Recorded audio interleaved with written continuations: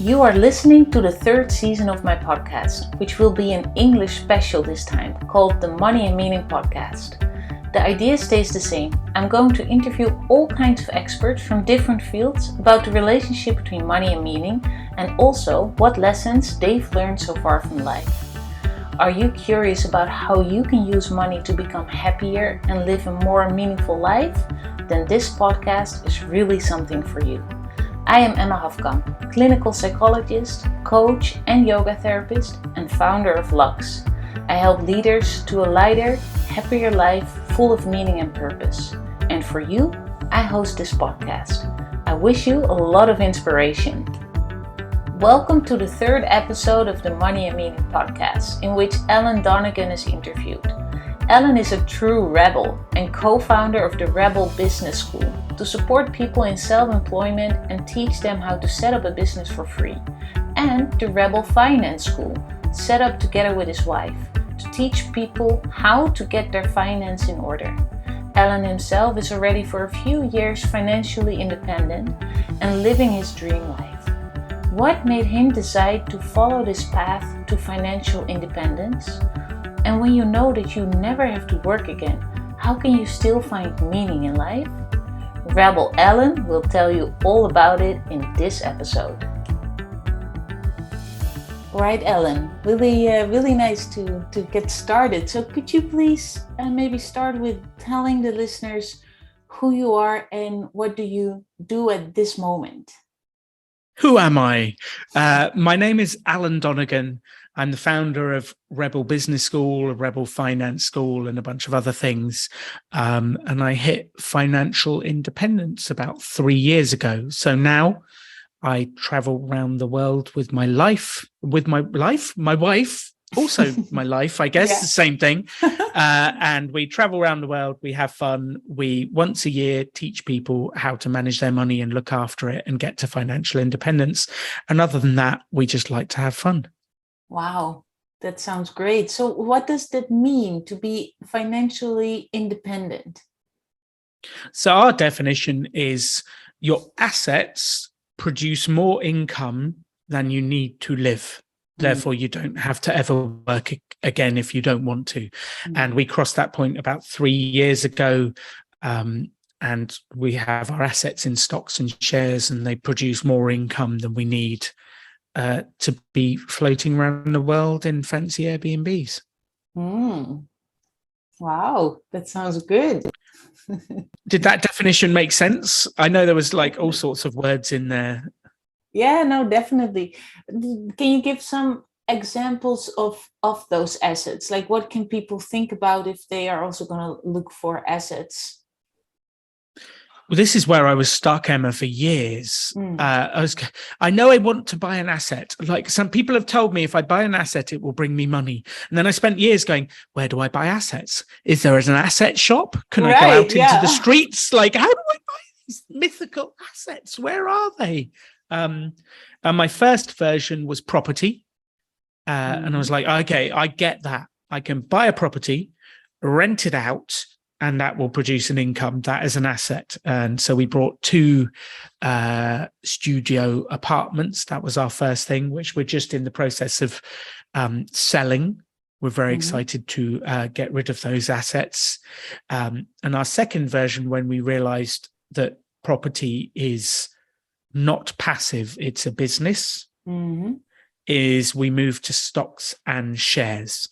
And what we do with stocks and shares, and this is nearly all of our net worth, it's currently about 77% of our net worth, is in broad-based index funds, and we own stocks and shares around the world. Yeah.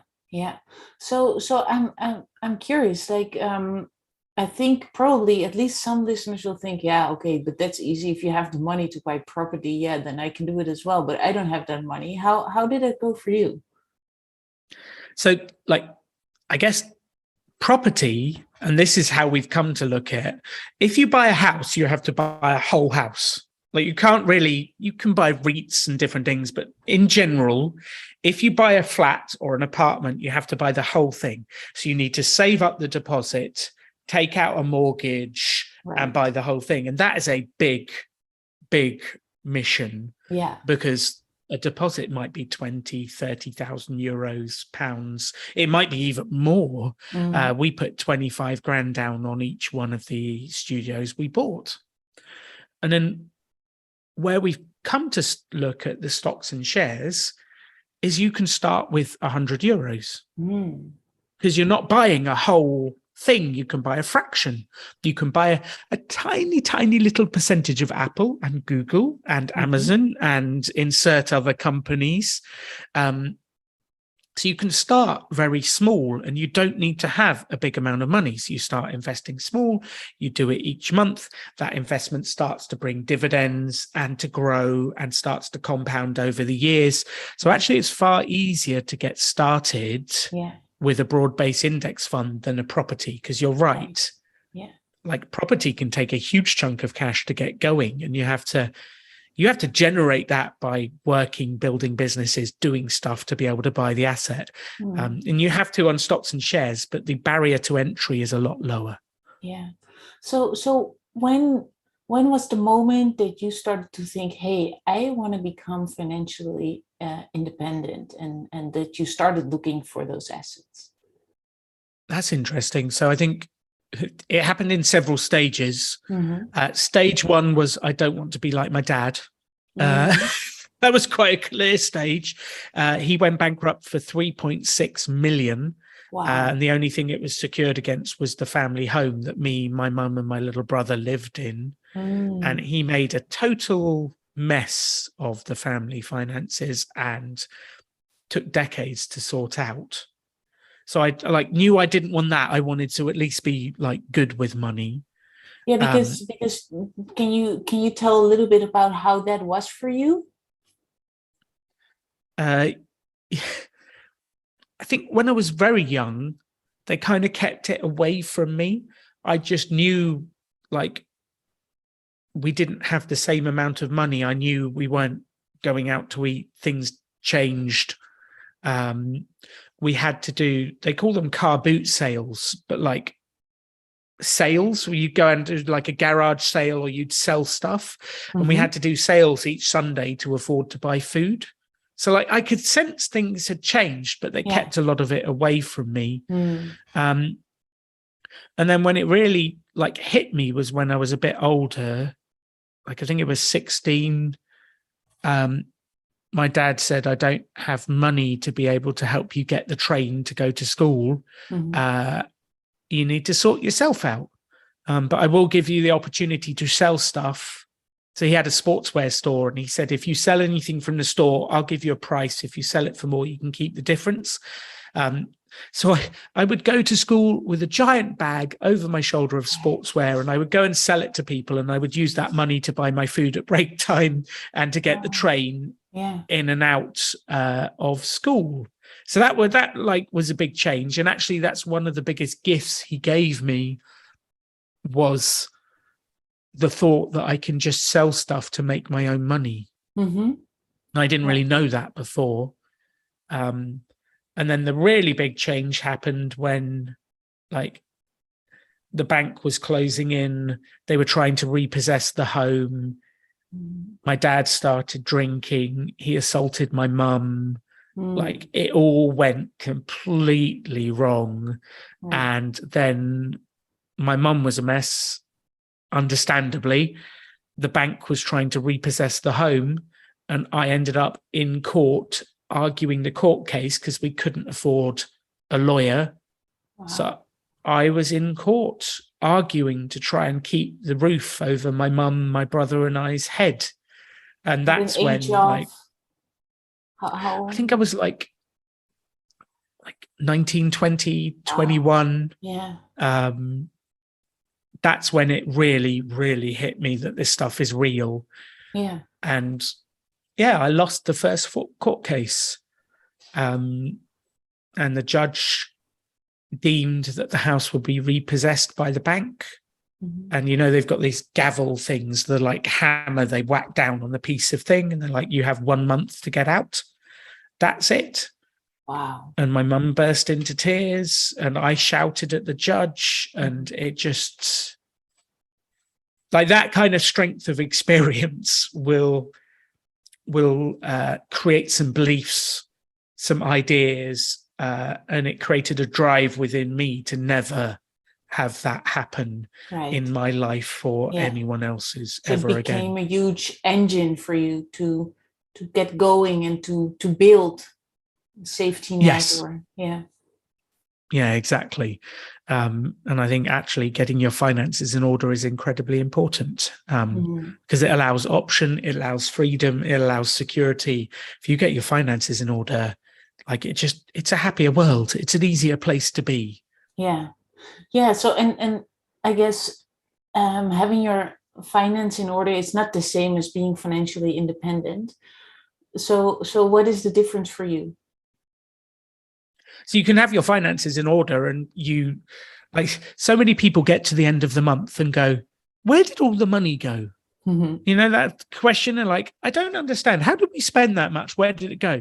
Well, there's actually a really simple answer to that. We can look through your credit card bills, and we can look through your bank statement, and we can work out where the money went. Yeah. So if you ever get to the end of the month, think, where did all the money go? You need to actually look. Like, what are you spending it on? Where's it going? Are you earning more than you're spending? Because for me, like, that's the first step. We need to create a gap between income and expenditure so that you're not spending everything you earn. Because I don't know the numbers for Europe, but something like 50% of people in the UK can't go a month without income because they spend it all. Yeah. And if that is not having your finances in order, that's the opposite, because you are at risk. Like, if you lose your job, if something happens, like, you're at a huge risk. You'll end up in a pickle like my family did. Not quite as big a pickle, like my dad properly did it. Yeah. So can you tell a bit more about from that moment that you felt the drive that you want to have it in order, and then also made the transition to actually have the goal of being financially independent? I think a lot of it came through self-development. So I started when I was 21. I was in a complete mess, and this guy, I was working for my dad, and you do not want to be in the family business when your parents are getting divorced. It's the last place you want to be. So I lost my job. My family was breaking up, and I went to see my girlfriend at the time and said, I just need to get away. Come on holiday with me. And she looked at me and said, I don't actually love you. No, thank you. So I was kind of destroyed. And this guy called Matt gave me a book, and he said, you're a mess, you need this. And he gave me a self-development book and said, read this. And I read this self-development book, and it talked about setting goals and the way you think about life. And like, it blew my mind. I was like, I didn't even know this stuff exists. They don't teach you this in school. This is not on the curriculum. And that led me to my second self-development book, and more, and then courses. And then they start talking about investments and how you structure your life. And I'm like, oh, this is a whole world I didn't even know. Wow. Yeah. And then it leads to like buying assets, and they talk about assets and liabilities. And then I spent a good couple of years going like, how do I buy an asset, before I actually bought one? But like, that journey through the books, the courses, like, now it would be podcasts like this. Right. Like, I can imagine 21-year-old Alan listening to this going, what do you mean you never have to work again? How old are you? How does this happen? Like, how do you buy an asset? Tell me more. How do I go? And 21-year-old Alan would be blown away by a podcast like yours. Yeah. So now it's podcasts, it's audio books. Like, it's not the lack of information, it's a lack of focus and learning that stops most people. Yeah. And I'm wondering, because I've been talking to people with a lot of money, people with not so much money, or completely broke. But what strikes me is that people with not so much money always think, I need more money, and then I can do this, and then I can enjoy life and be free and whatsoever. And then people with a lot of money, I hear them saying, oh, I was actually getting sick because I didn't have to do anything anymore, and I completely kind of lost meaning of life. And I was just sitting here on this beach and thinking, what am I doing, or what am I adding to the world? So I'm wondering, how do you do that? meaningful work or purpose is critical to happiness at any stage. Right. And actually, if you can find it when you need money, like meaningful work that adds value to the world that people love, you can actually generate really good money by doing it. Mm-hmm. And you still need that in quote, air quotes, retirement, right. Because this is the traditional view of retirement. I will retire and I will sit on a beach with a margarita or a virgin mojito and I will drink, or I will retire and play golf with my buddies. Right. Like both of those things for me sound like hell. Because I know if you lose purpose, you actually start to wither away and die. Yeah. So you need something. That's why I want to talk to you, because my purpose is to help people fix their finances and not go through what I've gone through. So if I can do that, I feel good. I inspire people. I help people. I have value in the world.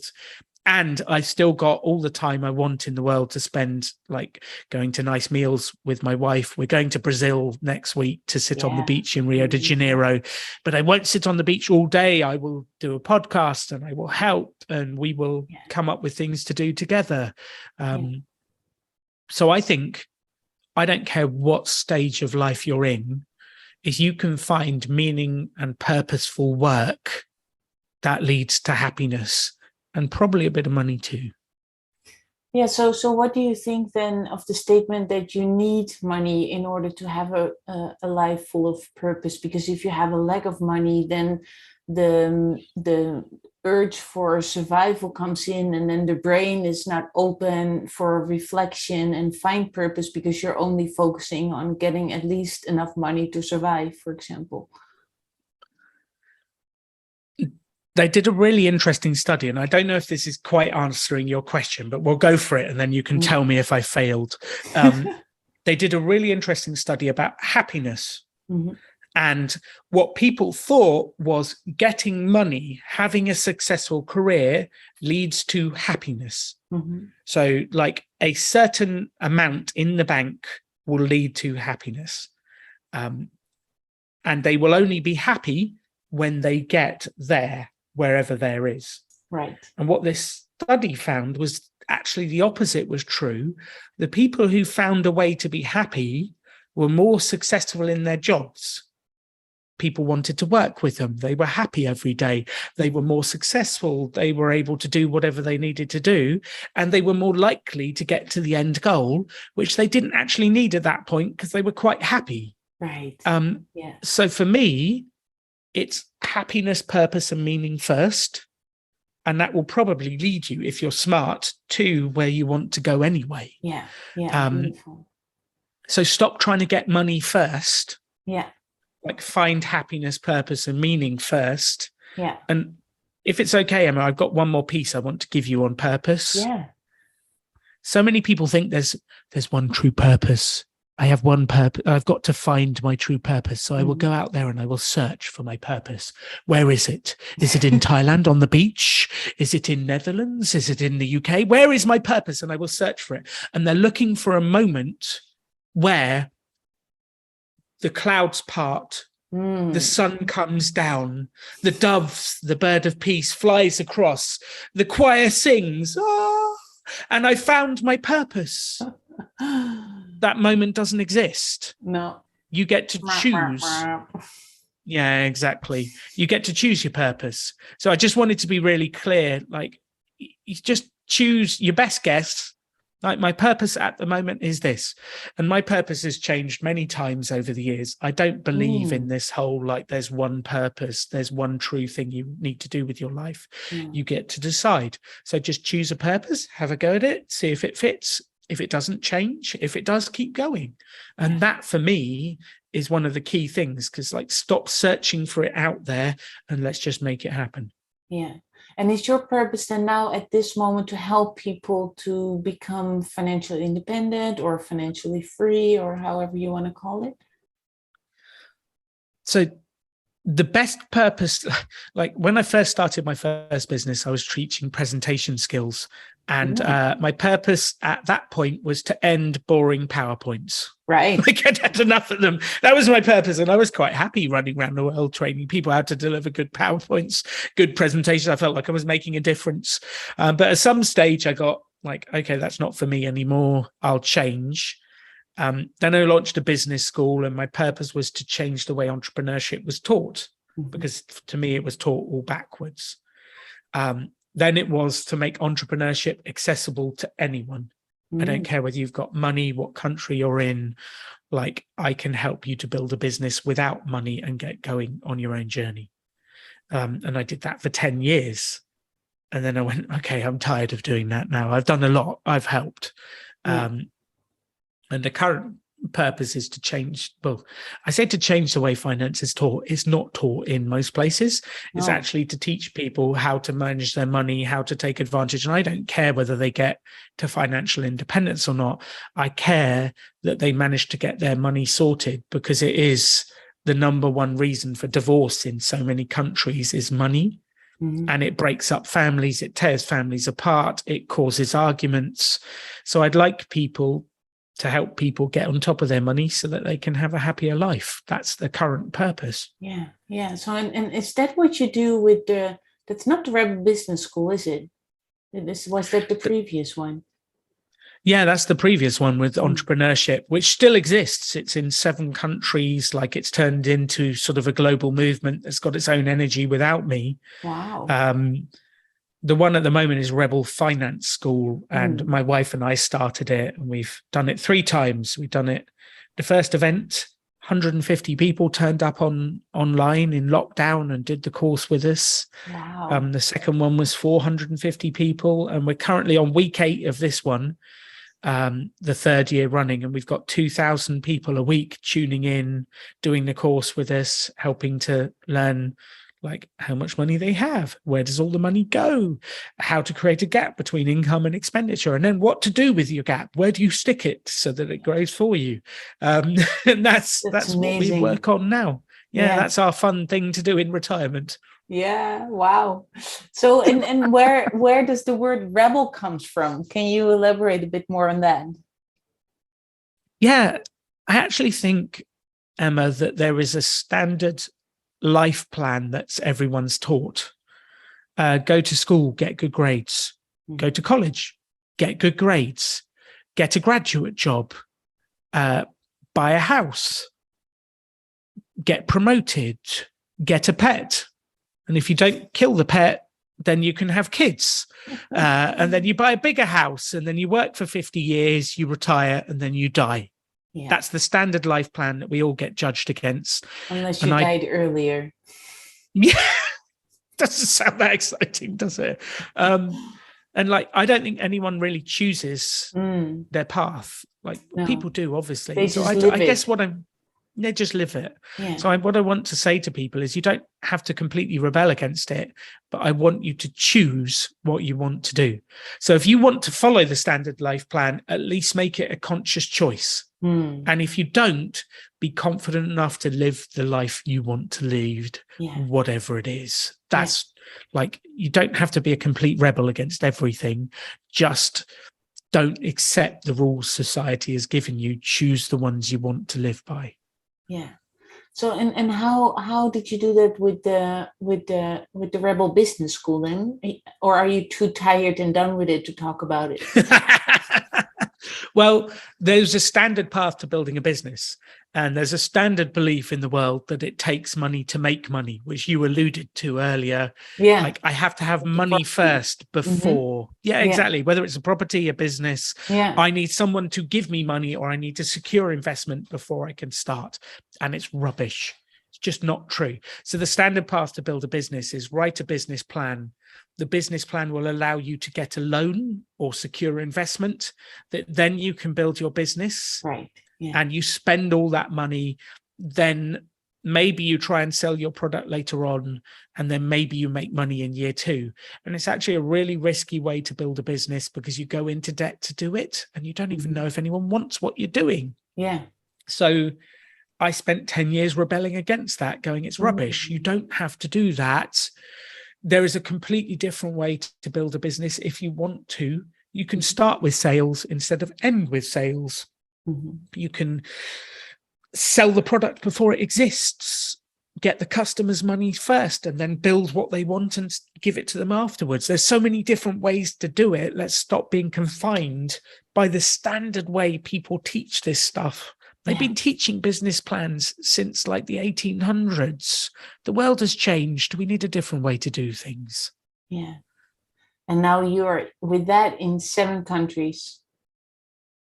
Yeah, it's in Colombia and New Zealand, and we've taught it in Namibia. It's in France and Morocco and the UK, all over the place. And we run free courses that we give away around the world, and we raise sponsorship. So we sell it to corporate organizations, governments, housing authorities.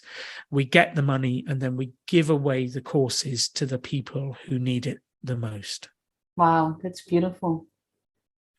So, and you mentioned that you did the Rebel Finance School you're doing together with your wife?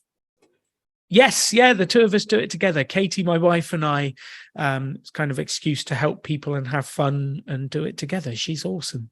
Yes, she's awesome. That's really I think nice. so anyway. Yeah. I mean, that's most important. So is that different to work together with your wife in a company compared to just colleagues or partners? Or Yes, it comes with a lot more baggage. It comes with a lot more history. It comes with some sensitivities. It's been a challenge. It's had its ups and downs, but I think overall it has brought us closer together, because those difficulties highlight problems in the way we think and interact that we can then understand, work to learn from, and develop our relationship. So it's put us under stress, but I think we're learning through this process and getting together. And I think Katie feels the same way. You'd have to ask her independently, but I believe she feels the same way at the moment, that it's actually brought us closer together and we're learning more by doing it, but it's not always been a comfortable journey. So sometimes people say self-employment or starting your own business is the biggest way of personal growth, but now I hear you, and then maybe starting a business with your wife is the most effective way to get relationship therapy, maybe. I don't know. You have to have a very strong desire to learn together, right? Yeah, that's very and I think important. it depends on the people, because I think like it could either speed up the end of your relationship or help you get towards something else. And I think like, yeah, whenever you put pressure on something, you just get faster where you're getting, wherever that is. And for us, we've got faster to a better relationship rather than a worse one. But I think, it's beautiful. So I'm also wondering, like you've been experiencing so many different situations when you look at money, like a lack of money, and now actually being financially independent. If you look back at your life, do you see that it's connected to your feeling of happiness? That it had an influence on your feeling of happiness? I think there is, I don't know if you've seen the sort of happiness curve with money, but for me, a certain amount of money will bring happiness. Like if you have zero money and you don't have somewhere to live and you don't have food, like that's definitely a level of unhappiness. So getting a certain amount of money so that you're secure, you've got somewhere to live, you've got a roof over your head, you can afford your next meal, like that will lead to a level of happiness and freedom of thinking to be able to think about other things. But there is a point where you go, more money does not lead to more happiness. So I think people have this thing of like, money can't buy happiness. Like, well, that's not true. Like it buys pizza, it buys accommodation, it buys like whatever it does. It does buy some stuff that gives you a certain level of like happiness, security. Yeah. But then beyond that, like if you keep compounding, like we've got enough money that will last us for the rest of our lives. Like adding an extra million to it is not going to add extra happiness. No. Now it's all down to us, how we live, what we do, what our purpose is, how we spend our time, how we interact, connection, all of those elements. That becomes more important. Yeah. Like after you've fixed money. Yeah. But before you've fixed money at a certain level, it like you've got to fix that. So how do you stay happy and healthy then at this moment when the money is not the challenge anymore? You have different challenges. You find a different purpose. Like we have not made a single penny out of running Rebel Finance School. A single cent, a single penny. We've not made any money. We do it because it's the right thing to do. And that's our challenge. So I think like health, happiness, challenge, like you find a different version of it. If you stop, you get to the point you don't need any more money and you stop, that's where the problems come in. So you need to find something to work on for an hour a day, like a day every couple of days. I don't know, whatever your natural rhythm is, however it works for you, it doesn't really matter, but you need a purpose. And ours is being fit, teaching other people finances and money and helping, running a podcast, connecting with people. Like if I'm doing that each week, I feel good.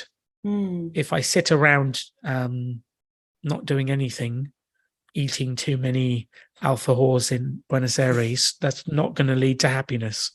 No. And is this something you found out just by trial and error? I think part trial and error and part self-development. So I'm always reading another self-development book, learning, growing, and then you test it out in your own life and do it. Yeah. And I think so many people read self-development books and then don't do anything about it. Right. I'm one of those geeks that reads the self-development book, writes the notes, and then experiments with everything and sees what works for me and what doesn't. Yeah. So I think it's part learning, part like making it happen as you go. And then those experiences inform who you are, how you operate, and you learn along the way. And it's kind of led to my concept of a mini experiment.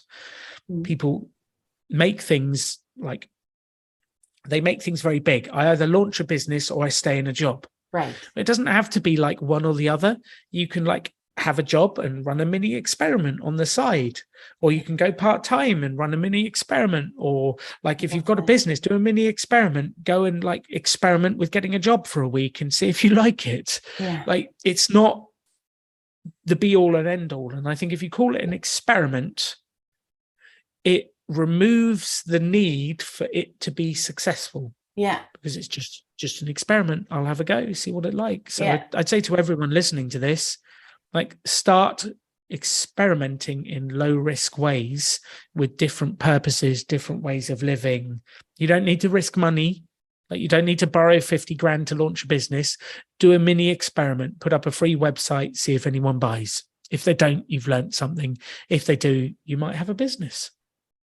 Yeah, that's great. That's great that you mention it, because I do this a lot with clients, and I also do sometimes solo episodes where I reflect on things that I heard in interviews, and one of them is called Life as an Experiment, because I think it just takes the pressure away if you can approach life more, also the small things, but also just life as a concept in as a whole. Basically, see it as an experiment, and you can play more. I love that. And then it frees you to have more fun. It frees you. What are your latest experiments, Emma? What are you experimenting with at the moment? Well, this podcast, for example, at first I had a lot of assumptions and negative thoughts. I'm not a native English speaker.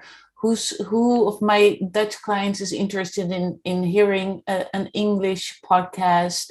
Can I find interesting guests? Who wants to say yes to a Dutch woman asking them to be in a podcast? Well, and then I thought, let's do it as an experiment. So I thought I don't have to make a year long, just start with 5 episodes and see how it goes. And it's a lot of fun, I can tell you. And you never know who will say yes to a strange Dutch woman emailing them. Exactly. What about you? What's your latest experiment? I think the Rebel Finance School is turning into a big experiment. I've been experimenting writing a book, and I've written the first 3 chapters, and that's been a successful experiment so far that I'll push further into. I like trying things and experimenting and seeing what happens, and some of them work, some of them don't. Yeah, and that's okay. And that's okay. Yeah. That's okay. And then you go, I'm not doing that again. But I've learned, and I don't live with regrets afterwards. Yeah.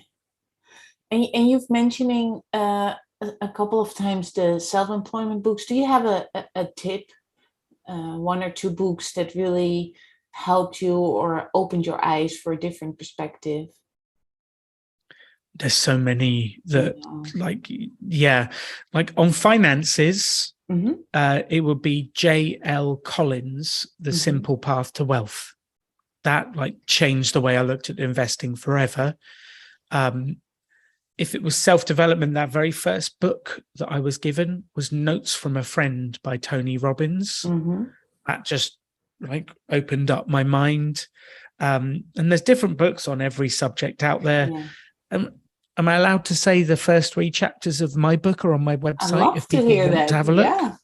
Yeah. So I've done a mini experiment, so you can tell me whether you think it's worth finishing or not. Yeah. But the first 3 books are on my website, alandonegan.com. Just click on the Extraordinary Book Project, and you can find the first 3 chapters and see if they're any good. But that's my mini experiment, to put it out there and see if people actually resonate with it or not before I write the whole thing. Yeah. And can you say in 1 sentence what people can expect when they start reading? The whole book would be summarized by the statement, "The extraordinary belongs to those that create it." Beautiful. Alan, can we maybe finish this really nice interview with a last tip or insight or something that you want to share with the listeners? I think it would be about the extraordinary belonging to those that create it. And I think I'd just add to it and say, if you want normal results in life, do normal things. If you want the same results as everyone else, do the same as everyone else. If you want different results, do something different. But you have to stand out then, and that's why people don't do it. But if you truly want different results, you have to do something different. If you want exceptional results, do something exceptional. If you want extraordinary results, do something extraordinary, because extraordinary doesn't just happen. They don't go round. I'm assuming they don't. You can tell me whether this happens in Holland or not.